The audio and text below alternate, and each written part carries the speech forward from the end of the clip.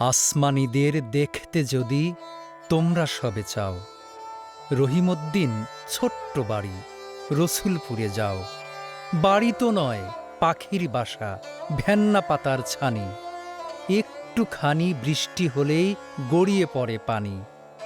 একটুখানি হাওয়া দিলেই ঘর নড়বড় করে। তারই তলে আসমানীরা থাকে বছর ভরে। পেটটি ভরে পায় না খাবার, বুকের কখান হাড় সাক্ষী দিছে অনাহারে কদিন গেছে তার।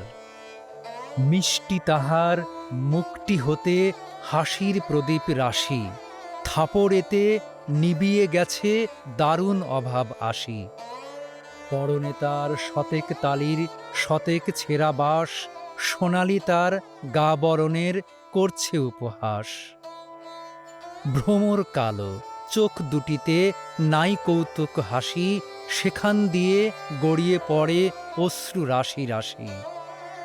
বাঁশির মতো সুরটি গলায়, ক্ষয় হলো তাই কেঁদে, হয়নি সুযোগ লয় যে সে সুর গানের সুরে বেঁধে।